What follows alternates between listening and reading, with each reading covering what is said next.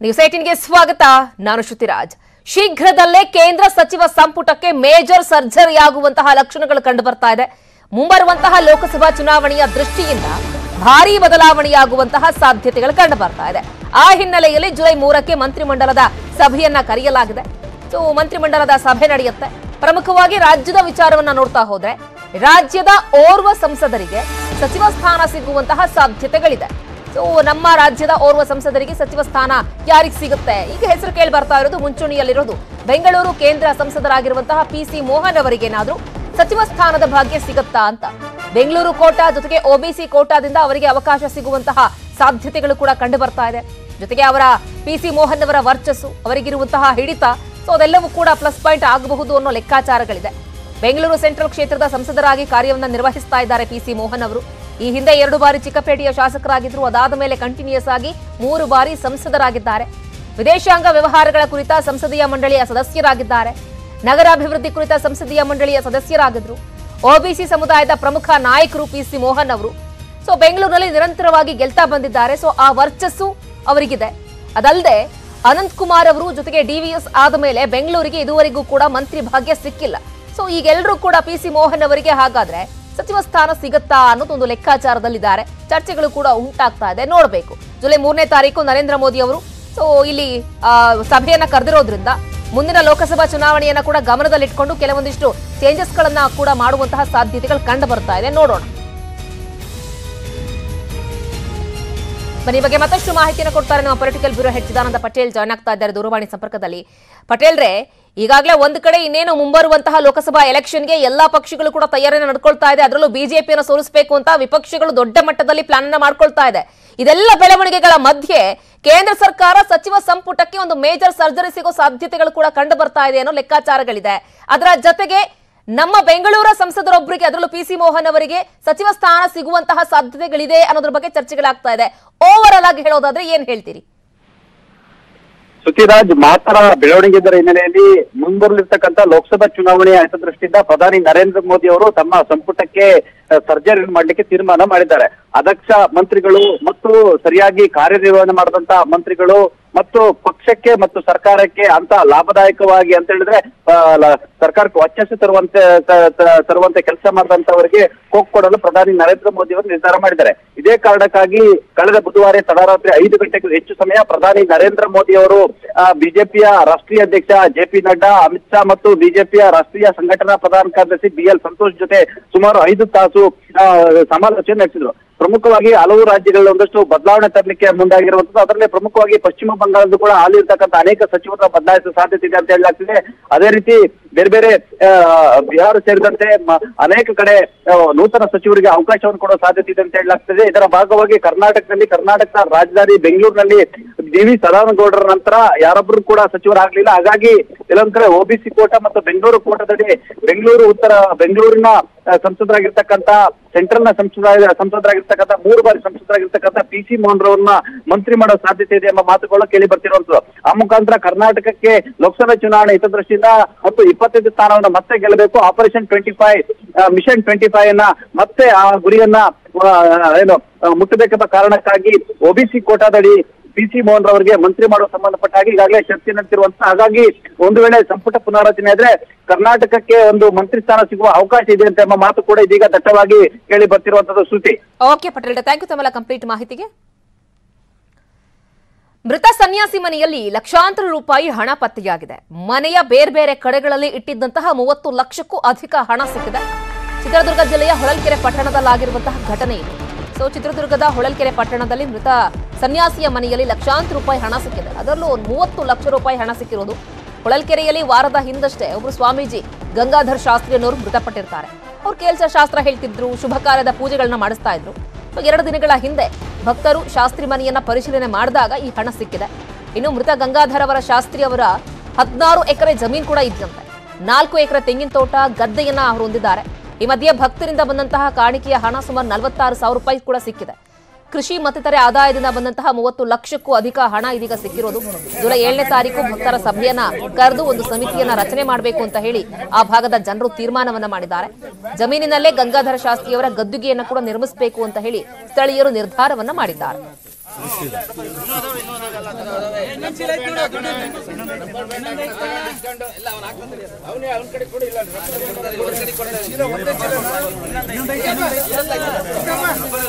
ಏನಾಗಲ್ಲ, ಅವೇನು ಬ್ಯಾನ್ ಆಗಿದೆ.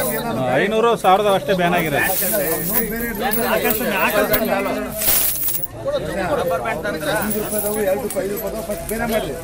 ಎಲ್ಲ ನೋಟ್ ತೆಗಿಲ್ತಾರೆ ಸ್ವಾಮಿ, ನೋಟ್ಗಳು ತೆಗಿತಾಡಿ.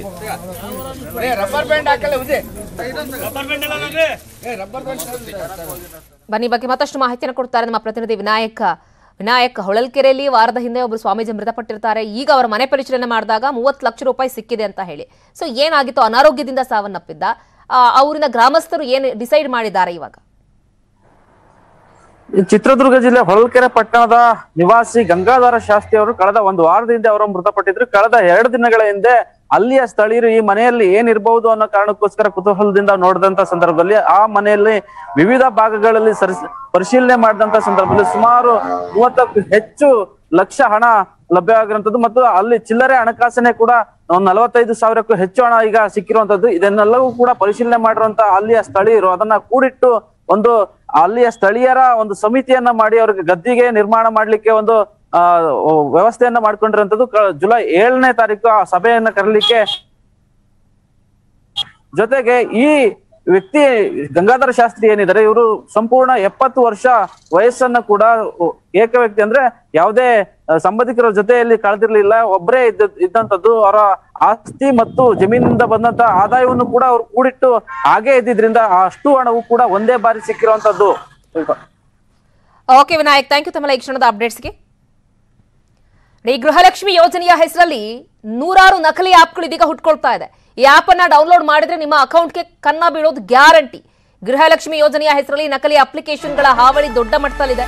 ಸೊ ಬಹಳ ಕೇರ್ಫುಲ್ ಆಗಿದೆ, ಯಾಕಂದ್ರೆ ಇನ್ನೂ ಕೂಡ ಗೃಹಲಕ್ಷ್ಮಿ ನೋಂದಣಿಗೆ 2,000 ರೂಪಾಯಿ ಸಿಗುತ್ತೆ ಅಂದ ಕೂಡಲೇ ಈಗಾಗಲೇ ಆಧಾರ್ ಕಾರ್ಡ್ ಅನ್ನ ಅಪ್ಡೇಟ್ ಮಾಡಿಸ್ಲಿಕ್ಕೆ, ಆಧಾರನ ಲಿಂಕ್ ಮಾಡಿಸ್ಲಿಕ್ಕೆ ಅಂತ ಹೇಳಿ ಎಲ್ಲರೂ ಕೂಡ ಮುಗಿ ಬೀಳ್ತಾ ಇದ್ದಾರೆ. ಅದು ಒಂದು ಕಡೆ. ಸೊ ಈಗ ಯಾವುದೇ ಮೊಬೈಲ್ಗೆ ಮೆಸೇಜ್ ಬಂದ್ರು, ಯಾವುದೇ ಲಿಂಕ್ ಬಂದ್ರು ಇದು ಸರ್ಕಾರದ್ದೇ ಲಿಂಕ್ ಇರಬೇಕು ಅಂತ ಹೇಳಿ ಮೋಸ ಹೋಗುವಂತಹ ಪ್ರಕರಣಗಳು ಕೂಡ ಜಾಸ್ತಿ ಆಗುತ್ತೆ. ಸೊ ಹಾಗಾಗಿ ಗೃಹಲಕ್ಷ್ಮಿ ಅಂತ ಸರ್ಚ್ ಮಾಡಿದ ಕೂಡಲೇ ಅನೇಕ ಆಪ್ಗಳು ಬರುತ್ತೆ. ಸರ್ಕಾರ ಸಿದ್ಧಪಡಿಸಿರುವಂತಹ ಆಪ್ನ ರೀತಿಯಲ್ಲೇ ಈ ನಕಲಿ ಆಪ್ಗಳು ಕೂಡ ಇದೆ. ಈ ನಕಲಿ ಆಪ್ಗಳನ್ನ ಡೌನ್ಲೋಡ್ ಮಾಡಿಕೊಂಡ್ರೆ ಖಂಡಿತವಾಗ್ಲೂ ನಿಮ್ಮ ಅಕೌಂಟ್ಗೆ ಕನ್ನ ಬೀಳೋದು ಗ್ಯಾರಂಟಿ. ಮೊಬೈಲ್ನಲ್ಲಿರುವಂತಹ ನಿಮ್ಮ ವೈಯಕ್ತಿಕ ಮಾಹಿತಿಗಳ ಜೊತೆಗೆ ನಿಮ್ಮ ಬ್ಯಾಂಕ್ ಖಾತೆಗೂ ಕೂಡ ಕನ್ನ ಬೀಳುವಂತಹ ಸಾಧ್ಯತೆಗಳಿದೆ.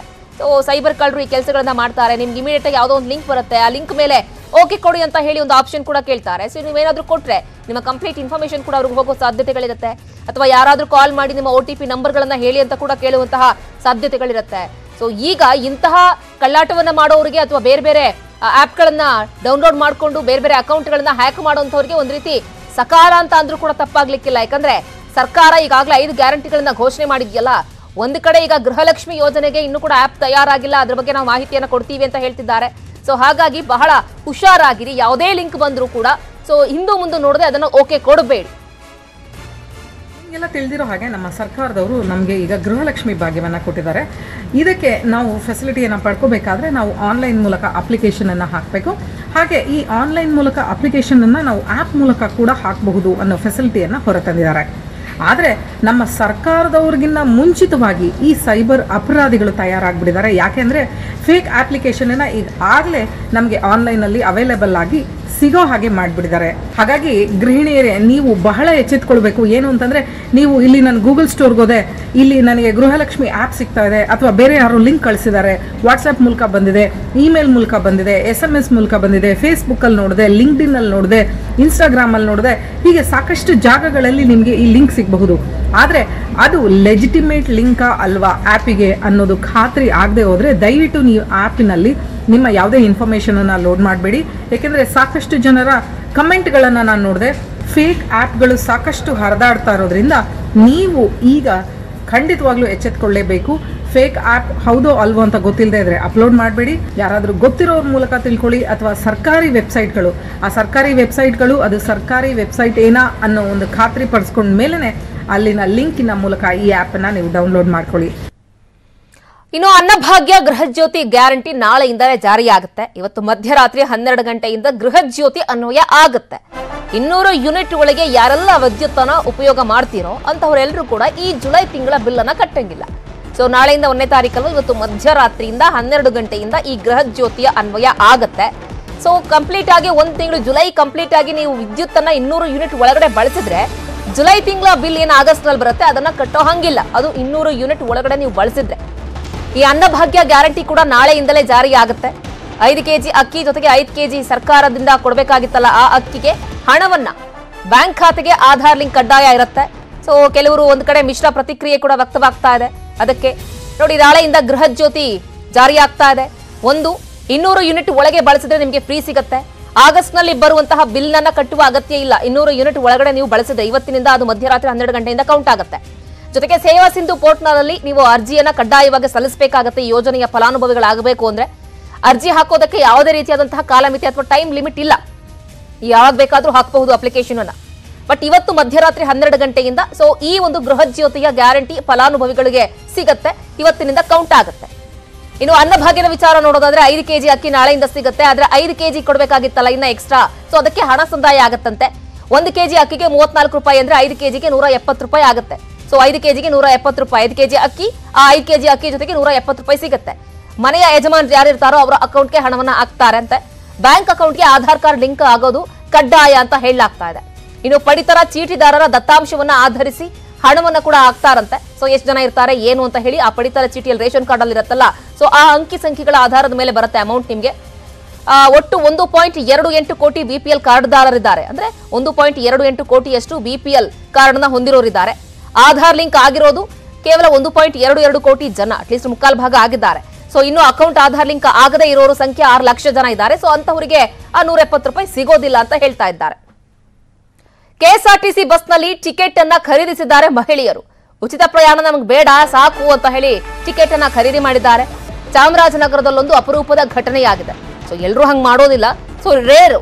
ಇದು ಒಂದು 2-3 ಘಟನೆಗಳು ಅಂತ ಅನ್ಸುತ್ತೆ. ಸೊ ಹಿಂದೆ ಕೂಡ ಬೆಂಗಳೂರಿನಲ್ಲಿ ಇದೇ ರೀತಿಯಾದಂತಹ ಘಟನೆ ಒಂದು ನಡೆದಿತ್ತು. ನಮಗೆ ಟಿಕೆಟ್ ದುಡ್ಡು ತಗೊಂಡೇ ಕೊಡಿ ಟಿಕೆಟ್ ಅಂತ ಹೇಳಿ. ಈಗ ಚಾಮರಾಜನಗರದಲ್ಲೊಂದು ಅದೇ ರೀತಿಯಾದಂತಹ ಪ್ರಕರಣ ಬೆಳಕಿಗೆ ಬಂದಿದೆ. ಈ ಚೌಡಹಳ್ಳಿಯಿಂದ ಗುಂಡ್ಲುಪೇಟೆಗೆ ಹಣ ಕೊಟ್ಟು ಟಿಕೆಟ್ ಅನ್ನ ಮಹಿಳೆಯರು ಖರೀದಿ ಮಾಡಿದ್ದಾರೆ. ಒತ್ತಾಯಕ್ಕೆ ಮಣಿದು ಹಣವನ್ನ ಪಡೆದು ಟಿಕೆಟ್ ಅನ್ನ ಕೊಟ್ಟಿದ್ದಾರೆ ಕಂಡಕ್ಟರ್. ಮಹಿಳೆಯರು ಟಿಕೆಟ್ ಖರೀದಿಸಿದ ಬಗ್ಗೆ FB ನಲ್ಲಿ ಕಂಡಕ್ಟರೇ ಪೋಸ್ಟ್ ಅನ್ನ ಮಾಡಿದ್ದಾರೆ. ತಾವು ಗಮನಿಸ್ತಾ ಇದ್ದೀರಿ, ಗುಂಡ್ಲುಪೇಟೆ ಘಟಕ ಮಾರ್ಗ ಸಂಖ್ಯೆ 66 ವಾಹನ ಸಂಖ್ಯೆಯಲ್ಲಿ ಪ್ರಯಾಣ ಮಾಡ್ತಾ ಇದ್ದಂತಹ ಇಬ್ರು ಮಹಿಳೆಯರು ಉಚಿತವಾಗಿ ಟಿಕೆಟ್ ಹಣವನ್ನ ಪಡೆಯದೆ ಹಣ ಕೊಟ್ಟು ಟಿಕೆಟ್ ಅನ್ನ ಪಡೆದಿರ್ತಾರೆ. ಸರ್ಕಾರದ ಆರ್ಥಿಕ ವ್ಯವಸ್ಥೆಗೆ ನಮ್ಮಿಂದ ಹೊರೆಯಾಗಬಾರದು ಅಂತ ಹೇಳಿ ಪ್ರಾಮಾಣಿಕ ಅಭಿಪ್ರಾಯವನ್ನ ಕೂಡ ಅವರು ತಿಳಿಸಿರ್ತಾರೆ. ಸೊ ಅವರ ಈ ನಡೆಗೆ ಹೃತ್ಪೂರ್ವಕ ಧನ್ಯವಾದಗಳನ್ನ ಸರ್ಕಾರದ ಕಡೆಯಿಂದ ಜೊತೆಗೆ ಸಂಸ್ಥೆ ಕಡೆಯಿಂದ ಸಲ್ಲಿಸ್ತಾ ಇದ್ದೀವಿ ಅಂತ ಹೇಳಿ ಆ ಕಂಡಕ್ಟರ್ FB ನಲ್ಲಿ ಪೋಸ್ಟ್ ಮಾಡಿದ್ದಾರೆ. Welcome back. ಚುನಾವಣೆಯಲ್ಲಿ ಸೋತಂತಹ ಬಿಜೆಪಿಗೆ ಇದೀಗ ರೆಬಲ್ಗಳ ಟೆನ್ಷನ್ ಶುರುವಾಗಿದೆ. ಸೋಲಿನ ವಿಚಾರಕ್ಕೆ ನಾಯಕರುಗಳ ನಡುವೆಯೇ ಕೆಸರದ ಚಾಟ ಶುರುವಾಗ್ತಾ ಇದೆ. ರಾಜ್ಯಾಧ್ಯಕ್ಷರ ಹುದ್ದೆ ವಿಚಾರಕ್ಕೂ ಕೂಡ ಒಳಜಗಳಗಳು ವಾಕ್ಸಮರಗಳು ಶುರುವಾಗಿದೆ. ಸೊ ಈಗ ಬಿಜೆಪಿಗೆ ರೆಬಲ್ಗಳ ತಲೆಬಿಸಿ ಶುರುವಾಗಿರೋದು. ಒಂದ್ ಕಡೆ ಸೋತಿದ್ದಾರೆ. ಸೊ ಆತ್ಮಾವಲೋಕನ ಸಭೆಗಳಲ್ಲೇ ದೊಡ್ಡ ಮಟ್ಟದಲ್ಲಿ ಅಸಮಾಧಾನಗಳು ಭುಗಿಲೆಳ್ತಿದ್ದು ಈ ರಾಜ್ಯಾಧ್ಯಕ್ಷರನ್ನು ಯಾರು ಮಾಡಬೇಕು ಅಂತ ಹೇಳಿ ಒಳಜಗಳಗಳು ವಾಕ್ಸಮರಗಳು ಸೃಷ್ಟಿಯಾಗ್ತಾ ಇದೆ. ಈಗಾಗಲೇ ಹಲವು ನಾಯಕರುಗಳಿಗೆ ಶೋಕಾಸ್ ನೋಟಿಸ್ ಅನ್ನು ಕೂಡ ಜಾರಿ ಮಾಡಲಾಗಿದೆ. ಬಿಜೆಪಿಯ ಕಚೇರಿಯಲ್ಲಿ ಪ್ರಮುಖ ನಾಯಕರ ಸಭೆ ನಡೆಯುತ್ತೆ. ಬಿಜೆಪಿ ಕಚೇರಿಗೆ ಈಗಾಗಲೇ ಯಡಿಯೂರಪ್ಪನವರು, ಬಸನಗೌಡ ಪಾಟೀಲ್ ಯತ್ನಾಳ್ ಅವರು ಕೂಡ ಆಗಮಿಸಿದ್ದಾರೆ. ಇವತ್ತು ಕಟೀಲ್ ಅವರ ನೇತೃತ್ವದಲ್ಲಿ ಒಂದು ಸಭೆ ಕೂಡ ನಡೆಯುತ್ತೆ ನಾಯಕರುಗಳ ಸಭೆಯಲ್ಲಿ. ಸೊ ಈ ಸಭೆಯಲ್ಲಿ ಯಾವ್ಯಾವ ರೀತಿಯಾಗಿ ಚರ್ಚೆಗಳಾಗತ್ತೆ ಅನ್ನೋದನ್ನ ಕಾದು ನೋಡಬೇಕು. ಬಿಜೆಪಿಯ ರಾಷ್ಟ್ರೀಯ ಪ್ರಧಾನ ಕಾರ್ಯದರ್ಶಿಯಾಗಿರುವಂತಹ CT ರವಿ ಅವರು, ಬಿಜೆಪಿಯ ರಾಜ್ಯಾಧ್ಯಕ್ಷ ನಳಿನ್ ಕುಮಾರ್ ಕಟೀಲ್ ಅವರು, ಮಾಜಿ ಸಚಿವ ಗೋವಿಂದ ಕಾರಜೋಳ ಅವರ ಆಗಮನ ಈಗಾಗಲೇ ಆಗಿದೆ. ಸೊ ಪ್ರಮುಖ ನಾಯಕರುಗಳಿಗೆ ನೋಟಿಸ್ ಅನ್ನು ಕೂಡ ಇಶ್ಯೂ ಮಾಡಲಾಗಿದೆ, ಶೋಕಾಸ್ ನೋಟಿಸ್ ಅನ್ನು ಕೊಡಲಾಗಿದೆ. ನೋಡಬೇಕು ಈ ಬಗ್ಗೆ ಮತ್ತಷ್ಟು ಮಾಹಿತಿಯನ್ನು ಕೊಡ್ತಾರೆ ನಮ್ಮ ಪ್ರತಿನಿಧಿ ಕೃಷ್ಣ ನೇರ ಸಂಪರ್ಕದಲ್ಲಿ ಜಾಯ್ನ್ ಆಗ್ತಾ ಇದ್ದಾರೆ. ಕೃಷ್ಣ, ಈಗಾಗಲೇ ಸಾಕಷ್ಟು ಜನ ಬಿಜೆಪಿಯ ಶಾಸಕರುಗಳಿಗೆ ನಾಯಕರುಗಳಿಗೆ ಶೋಕಾಸ್ ನೋಟಿಸ್ ಅನ್ನು ಕೂಡ ಕೊಡಲಾಗಿದೆ. ಇವತ್ತು ಕಟೀಲ್ ಅವರ ನೇತೃತ್ವದಲ್ಲಿ ಸಭೆ ಕೂಡ ಈಗಾಗಲೇ ಶುರುವಾಗಿದೆ ಅಂತ ಅನ್ಸುತ್ತೆ. ಯಾವೆಲ್ಲ ನಾಯಕರುಗಳು ಈಗಾಗಲೇ ಸಭೆಗೆ ಆಗಮಿಸಿದ್ದಾರೆ? ಹೆಚ್ಚಿನ ಅಪ್ಡೇಟ್ಸ್ ಏನ್ ಸಿಗ್ತಾ ಇದೆ? ಶ್ರುತಿ, ಸಭೆ ಈಗಷ್ಟೇ ಶುರುವಾಗಬೇಕಾಗಿದೆ. ಈಗಾಗಲೇ ಪ್ರಮುಖವಾದಂತಹ ಬಿಜೆಪಿ ನಾಯಕರು ಸಭೆಗೆ ಬರ್ತಾ ಇರುವಂತದ್ದು ಮಾಜಿ ಮುಖ್ಯಮಂತ್ರಿ ಬಿ ಎಸ್ ಯಡಿಯೂರಪ್ಪ, ಮತ್ತೆ ಮಾಜಿ ಸಚಿವರಾಗಿರ್ತಕ್ಕಂಥ ಗೋವಿಂದ ಕಾರಜೋಳ, ಮತ್ತೆ ಮಾಜಿ ಸಚಿವರಾಗಿರ್ತಕ್ಕಂಥ CT ರವಿ, ಅದ್ರ ಜೊತೆಗೆ ಮುಖ್ಯವಾಗಿ ಬಿಜೆಪಿ ರಾಜ್ಯಾಧ್ಯಕ್ಷ ನಳಿನ್ ಕುಮಾರ್ ಕಟೀಲ್ ಅವರು ಈಗ ಸಭೆಗೆ ಬಂದಿರುವಂತದ್ದು. ಮತ್ತೆ ಈಗ ತಾನೇ ಕೇಂದ್ರ ಸಚಿವರಾಗಿರ್ತಕ್ಕಂತಹ ಪ್ರಹ್ಲಾದ್ ಜೋಶಿ ಅವರು ಕೂಡ ಸಭೆಗೆ ಬಂದಿರುವಂತದ್ದು. ಈಗಾಗಲೇ ನಿನ್ನೆ ಕೂಡ ಹೈಕಮಾಂಡ್ ಮಟ್ಟದಲ್ಲೂ ಕೂಡ ಮಹತ್ವದ ಸಭೆ ಕೂಡ ಆಗಿದೆ. ಪ್ರಮುಖವಾಗಿ ರಾಜ್ಯ ಮಟ್ಟದಲ್ಲಿ ಏನೆಲ್ಲ ತೀರ್ಮಾನವನ್ನು ಮಾಡಬೇಕು ಅನ್ನೋದ್ರ ಬಗ್ಗೆ ಕೂಡ ಒಂದಷ್ಟು ಸಲಹೆ ಸೂಚನೆಗಳನ್ನ ಈಗಾಗಲೇ ಪ್ರಹ್ಲಾದ್ ಜೋಶಿ ಅವರಿಗೆ ಹೈಕಮಾಂಡ್ ನಾಯಕರು ಹೇಳಿ ಕಳಿಸಿರುವಂತದ್ದು. ಆ ಕಾರಣಕ್ಕೋಸ್ಕರ ಪ್ರಮುಖವಾಗಿನೇ ಈಗ ಪ್ರಹ್ಲಾದ್ ಜೋಶಿ ಅವರು ಈಗ ತಾನೇ ಸಭೆಗೆ ಬಂದಿದ್ದಾರೆ.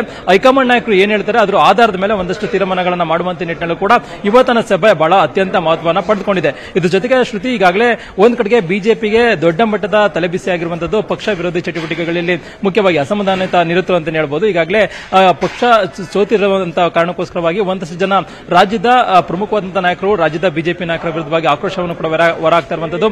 ರೇಣುಕಾಚಾರ್ಯ ಸೇರಿದಂತೆ ಬಸವನಗೌಡ ಪಾಟೀಲ್ ಯತ್ನಾಳ್ ಅವರು ಸೇರಿದಂತೆ ಪ್ರಮುಖವಾದಂತಹ ನಾಯಕರು ಎಲ್ಲರೂ ಕೂಡ ಎಲ್ಲೊಂದು ಕಡೆಗೆ ಪಕ್ಷದ ವಿರುದ್ಧವಾಗಿ ಆಕ್ರೋಶವನ್ನು ಕೂಡ ವ್ಯಕ್ತಪಡಿಸ್ತಾ ಇದ್ದಾರೆ. ಅದ್ರ ಜೊತೆಗೆ ನಿರಾಣೆ ಆಗಿರ್ಬೋದು, ಮತ್ತೆ ಯೋಗೇಶ್ ಅವರು ಆಗಿರ್ಬೋದು, ಹೀಗೆ ಪ್ರತಾಪ್ ಸಿಂಹ ಆಗಿರ್ಬೋದು, ಹೀಗೆ ಪ್ರಮುಖವಾದಂತಹ ನಾಯಕರೆಲ್ಲರೂ ಕೂಡ ಒಂದು ರೀತಿ ಪಕ್ಷದ ವಿರುದ್ಧವಾಗಿ ಮಾತಾಡಿದ್ದಾರೆ. ಹೀಗಾಗಿ ಅವರಿಗೆ ಯಾವ ರೀತಿಯಾಗಿ ಸೂಚನೆಯನ್ನು ಕೊಡಬೇಕು ಅನ್ನೋದ್ರ ಬಗ್ಗೆ ಒಂದಷ್ಟು ಸಭೆಯಲ್ಲಿ ಚರ್ಚೆ ಕೂಡ ಆಗುತ್ತೆ. ಮತ್ತೆ ಯಾವುದೇ ಕಾರಣಕ್ಕೂ ಕೂಡ ಬರುವಂತಹ ದಿನಗಳಲ್ಲಿ ಈ ರೀತಿಯ ಚಟುವಟಿಕೆಗಳು ಆಗಬಾರದು, ಆ ನಿಟ್ಟಿನಲ್ಲಿ ಏನೆಲ್ಲ ಕ್ರಮವನ್ನು ಕೈಗೊಳ್ಳಬೇಕು ಅನ್ನೋ ಒಂದು ವಿಚಾರವಾಗೂ ಕೂಡ ಇವತ್ತಿನ ಸಭೆಯಲ್ಲಿ ಚರ್ಚೆ ಆಗುತ್ತೆ. ಅದ್ರ ಜೊತೆಗೆ ಬಿಜೆಪಿ ರಾಜ್ಯಾಧ್ಯಕ್ಷ ವಿಚಾರ ಆಗಿರ್ಬೋದು, ಮತ್ತೆ ವಿರೋಧ ಪಕ್ಷದ ನಾಯಕನ ಆಯ್ಕೆ ವಿಚಾರ ಆಗಿರ್ಬೋದು, ಈ ಒಂದು ವಿಚಾರದಲ್ಲೂ ಕೂಡ ಯಾವ ರೀತಿಯಾದಂತಹ ನಿರ್ಣಯವನ್ನು ತೆಗೆದುಕೊಳ್ಳಬೇಕು ಅನ್ನೋದ್ರ ಬಗ್ಗೆ ಕೂಡ ಇವತ್ತಿನ ಸಭೆಯಲ್ಲಿ ಅತ್ಯಂತ ಪ್ರಮುಖವಾದ ನಿರ್ಣಯ ಆಗುತ್ತೆ. ಈಗಾಗಲೇ ಬಿಜೆಪಿ ರಾಜ್ಯಾಧ್ಯಕ್ಷ ಸ್ಥಾನ ಆಗಿರ್ಬೋದು, ಮತ್ತೆ ವಿರೋಧ ಪಕ್ಷದ ನಾಯಕ ಆಯ್ಕೆ ಆಗಿರ್ಬೋದು, ಬಹಳಷ್ಟು ದೊಡ್ಡ ಮಟ್ಟದಲ್ಲಿ ರೇಸ್ನಲ್ಲಿರುವಂತದ್ದು. ಹೀಗಾಗಿ ಯಾರಿಗೆ ಕೊಟ್ಟರೆ ಸೂಕ್ತ ಅನ್ನೋದ್ರ ಬಗ್ಗೆ ಇವತ್ತಿನ ಸಭೆಯಲ್ಲಿ ಚರ್ಚೆ ಆಗುತ್ತೆ. ಮತ್ತೆ ಕಾಂಗ್ರೆಸ್ನ ಗ್ಯಾರಂಟಿಗಳ ವಿರುದ್ಧವಾಗಿ ಯಾವ ರೀತಿಯಾಗಿ ಹೋರಾಟವನ್ನು ಮಾಡಬೇಕು, ಮತ್ತೆ ಇನ್ನು 2 ದಿನಗಳಲ್ಲಿ ಶುರುವಾಗಲಿರುವಂತಹ ವಿಧಾನಸಭೆ ಅಧಿವೇಶನಕ್ಕೆ ಯಾವ ರೀತಿಯಾಗಿ ಸಿದ್ಧತೆಯನ್ನ ಮಾಡಿಕೊಳ್ಬೇಕು, ಹೀಗೆ ಹಲವು ಪ್ರಮುಖ ವಿಚಾರಗಳ ಬಗ್ಗೆ ಇವತ್ತಿನ ಸಭೆಯಲ್ಲಿ ಚರ್ಚೆ ಆಗುತ್ತೆ.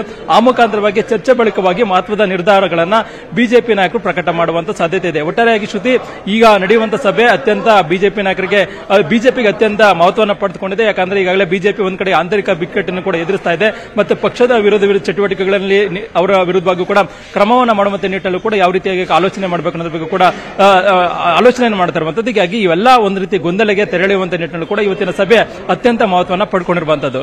Okay Krishna, thank you. ತಮ್ಮ ಈ ಕ್ಷಣದ ಕಂಪ್ಲೀಟ್ ಅಪ್ಡೇಟ್ಸ್ಗೆ ವೆಲ್ಕಮ್ ಬ್ಯಾಕ್. ಬೆಂಗಳೂರು ಮನೆ ಮಾಲೀಕರೇ, ನೀವು ಹುಷಾರಾಗಿರಬೇಕು. ಯಾಕಪ್ಪ ಅಂತ ಹೇಳಿದ್ರೆ, ಮನೆ ಕೊಡೋದಕ್ಕೂ ಮುಂಚೆ ಅವರ ಹಿನ್ನೆಲೆ ಏನು ಅಂತ ಹೇಳಿ ಪರಿಶೀಲನೆಯನ್ನ ಮಾಡದೇ ಇದ್ರೆ ಖಂಡಿತವಾಗ್ಲೂ ನಿಮಗೆ ಡೇಂಜರ್ ಎದುರಾಗೋದು ಗ್ಯಾರಂಟಿ. ಬೆಂಗಳೂರಿನ ಮನೆ ಮಾಲೀಕರು ಗಮನಿಸಬೇಕಾಗಿರುವಂತಹ ಸುದ್ದಿ ಇದು. ನೀವು ಮನೆಯನ್ನ ಬಾಡಿಗೆಗೆ ಕೊಡೋದಕ್ಕೂ ಮುಂಚೆ ಅವರ ಪೂರ್ವಾಪರ ವಿಚಾರಿಸೋದು ಬೆಟರ್ ಅಂತ ಅನ್ಸುತ್ತೆ. ಬಾಡಿಗೆ ಮನೆ ಪಡೆದುಕೊಂಡೇ ಮನೆ ದೋಚ್ತಾರೆ ಖದೀಮ್ರು. ಲಿವಿಂಗ್ ಟುಗೆದರ್ ನಲ್ಲಿ ಇಟ್ಕೊಂಡೇ ಈ ಒಂದು ಕಿಲಾಡಿ ಜೋಡಿ ಮನೆ ದೋಚಿದೆ. ಬೆಂಗಳೂರಿನ ಸುಬ್ರಹ್ಮಣ್ಯಪುರದಲ್ಲಿ ಖತರ್ನಾಕ್ ಜೋಡಿ ತಮ್ಮ ಕೈ ಚಳಕವನ್ನ ತೋರಿಸಿ ಮನೆ ಮಾಲೀಕರಿಗೆ ಇಲ್ಲಿ ಮೋಸ ಮಾಡಿದ್ದಾರೆ. ಸುಬ್ರಹ್ಮಣ್ಯ ಪೊಲೀಸರು ಆರೋಪಿಗಳಾಗಿರುವಂತಹ ಲಿಖಿತ ಹಾಗೆ ಸುಮಂತ್ ನನ್ನ ಅರೆಸ್ಟ್ ಮಾಡಿದ್ದಾರೆ. ಅದರಲ್ಲೂ ಶಿವಮೊಗ್ಗದಲ್ಲಿ ಹೋಗಿ ಅರೆಸ್ಟ್ ಮಾಡಿರೋದು ಪೊಲೀಸರು. 4 ತಿಂಗಳುಗಳ ಕಾಲ ಮನೆ ಬಾಡಿಗೆಗೆ ಪಡೆದುಕೊಂಡು ಈ ಜೋಡಿ ಇತ್ತು. ಆನಂತರ ಮನೆ ಖಾಲಿ ಮಾಡಿದ್ರು ಇದ್ದಕ್ಕಿದ್ದ ಹಾಗೆ. ಅದಾದ್ಮೇಲೆ ಒಂದಿನ ಪ್ಲಾನ್ ಮಾಡ್ಕೊಂಡು ಮಾಲೀಕರು ಈ ಮನೆಯಲ್ಲಿ ಇವತ್ತಿಲ್ಲ ಅಂತ ಹೇಳಿ ಗೊತ್ತಾದ ಮೇಲೆ ಆ ಮನೆಗೆ ಹೋಗಿ ಕಳ್ಳತನ ಮಾಡಿ ಶಿವಮೊಗ್ಗಕ್ಕೆ ಹೋಗಿ ಅಲ್ಲಿ ವಾಸವಾಗಿದ್ರು. ಪ್ರಕರಣ ದಾಖಲಿಸಿಕೊಂಡಿದ್ದಂತಹ ಸುಬ್ರಹ್ಮಣ್ಯ ಪೊಲೀಸರು ಆರೋಪಿಗಳನ್ನ ಇದೀಗ ಅರೆಸ್ಟ್ ಮಾಡಿದ್ದಾರೆ.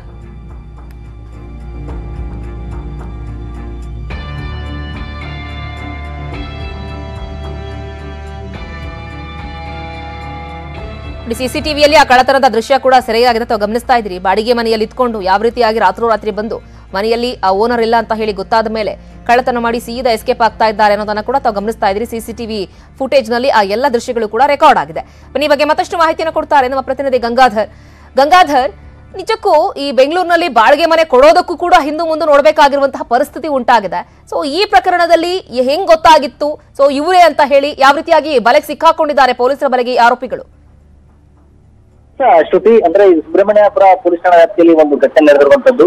ಅಂದ್ರೆ ಈ ಬಾಡಿಗೆ ಮನೆ ಕೊಡೋದ್ರಿಂದ, ಯಾಕಂದ್ರೆ ಅವ್ರ ಹಿನ್ನೆಲೆ ಮುನ್ನೆಲೆ ಏನೋ ಚೆಕ್ ಮಾಡದೇ ಇದ್ರೆ ಅವರನ್ನ ಯಾವ ತರ ಓನರ್ ಅಂದ್ರೆ ಕೇವಲ ಬಾಡಿಗೆ ಹಣ ಜಾಸ್ತಿ ಕೊಡ್ತಾರ ಅನ್ನೋ ಕಾರಣಕ್ಕೋಸ್ಕರ ಬಾಡಿಗೆ ಮನೆ ಕೊಟ್ಟಂತ ಸಂದರ್ಭದಲ್ಲಿ ಏನೆಲ್ಲ ಪರಿಣಾಮಗಳಾಗುತ್ತೆ ಅನ್ನೋದು ಈ ಘಟನೆ ಸಾಕ್ಷಿ ಅಂತ ಹೇಳ್ಬೋದು. ಕೇವಲ 4 ತಿಂಗಳಲ್ಲಿ ಬಂದು ಇಲ್ಲಿ ಬಾಡಿಗೆ ಉಳ್ಕೊಂಡು ಈ ಒಂದು ಮನೆಯಲ್ಲಿ ಕಳ್ತನ ಸುಮಾರು 4 ಲಕ್ಷ ಮೌಲ್ಯದ ಒಂದು ಚಿನ್ನಾಭರಣವನ್ನ ಇಲ್ಲಿ ಕಳ್ತನ ಮಾಡ್ಕೊಂಡು ಹೋಗಿದ್ದಂತ ಜೋಡಿ ಲಿವಿಂಗ್ ಟುಗೆದರ್ ಇಬ್ರು ಕೂಡ ನಿಖಿತಾ ಮತ್ತೆ ಸುಮಂತ್ ಇಬ್ರು ಕೂಡ ಈಗ ಪೊಲೀಸರು ಬಂಧನ ಮಾಡಿರುವಂತದ್ದು. ಆದ್ರೆ ಸಿಸಿಟಿವಿಯಲ್ಲಿ ರೆಕಾರ್ಡ್ ಆಗಿರುವಂತದ್ದು. ಅವ್ರು ಬೆಳಗ್ಗೆ ಬಂದು ಮುಂಜಾನೆ ಅವರು ಒಂದು ಜಿಮ್ ಹೋದಂತ ಸಂದರ್ಭದಲ್ಲಿ ಮನೆ ಒಳಗಡೆ ಬಂದು ಅಲ್ಲಿ ಯಾರ ಗಮನಕ್ಕೂ ಕೂಡ ಒಳಗಡೆ ಗೊತ್ತಾಗದಂತೆ ಒಂದು ಕಳ್ತನ ಮಾಡ್ಕೊಂಡು ಹೋಗಿರುವಂತದ್ದು. ಆದ್ರೆ ಇದೊಂದು ವಿಶೇಷ ಅಂತಂದ್ರೆ ವಿಪರ್ಯಾಸ ಅಂತ ಹೇಳಿದ್ರೆ, ಆ ಮನೆಯಲ್ಲಿ ಒಡವೆಗಳನ್ನ ಬೀರುವಲ್ಲಿ ಒಳಗಡೆ ಇಡದೆ ಕೆಳಗಡೆ ಭಾಗದಲ್ಲಿ ಇಟ್ಟಿದ್ರು. ಇದನ್ನ ಅಲ್ಲಿ ಎಲ್ಲ ಕೂಡ ಗಮನಿಸ್ಕೊಂಡಿದ್ದಂತ ಈ ಲಿಖಿತ ಅಂತ ಹೇಳಿ ಏನ್ ಲೇಡಿ ಇದ್ದಾಳೆ, ಆಕೆ ಬಂದು ಅಲ್ಲಿ ಚಿನ್ನಾಭರಣ ಬಹಳ ಸುಲಭವಾಗಿ ಇಲ್ಲಿಂದ ತೆಗೆದುಕೊಂಡು ಹೋಗಿರುವಂತದ್ದು. ಸದ್ಯ ಈಗ ಇಬ್ಬರನ್ನು ಕೂಡ ಬಂಧನ ಮಾಡಿದ್ದಾರೆ. ಆದ್ರೆ ಇಲ್ಲಿ ಕಳ್ತನ ಆದಂತಹ ಬಳಿಕ ಮನೆ ಖಾಲಿ ಮಾಡ್ಕೊಂಡು ಹೋಗಿದ್ರು. ಅನಂತರ ಚಿನ್ನಾಭರಣವನ್ನೆಲ್ಲ ಕೂಡ ಮಾರಾಟ ಮಾಡಿ ಅಲ್ಲಿಂದ ಬಂದಂತಹ ಹಣದಿಂದ ಇವರೆಲ್ಲ ಕೂಡ ಮೂಜು ಮಸ್ತಿ ಮಾಡಿಕೊಂಡು ಶಿವಮೊಗ್ಗದಲ್ಲಿ ಸೆಟ್ಲ್ ಆಗಿ ಅಲ್ಲಿ ಕೂಡ ಬೇರೆ ಇದೇ ರೀತಿಯ ಬಾಡಿಗೆ ಮನೆ ಮಾಡಿಕೊಂಡು ಅಲ್ಲಿ ಕೂಡ ಕಳ್ತನ ಇದೇ ರೀತಿ ಮಾದರಿಯಲ್ಲಿ ಮಾಡೋಕೆ ಎಲ್ಲ ಕೂಡ ಸಿದ್ಧತೆಗಳನ್ನ ಮಾಡ್ಕೊಂಡಿದ್ರು. ಅದರ ಸಂದರ್ಭದಲ್ಲಿ ಈಗ ಪೊಲೀಸರಿಗೆ ಈಗ ಇಬ್ರು ಕೂಡ ಜೋಡಿ ಸಿಕ್ಕಿಬಿದ್ದಿರುವಂತದ್ದು. ಶ್ರುತಿ. ಓಕೆ ಗಂಗಾಧರ್, ಥ್ಯಾಂಕ್ ಯು ತಮ್ಮ ಈ ಕ್ಷಣದ ಅಪ್ಡೇಟ್ಸ್ಗೆ.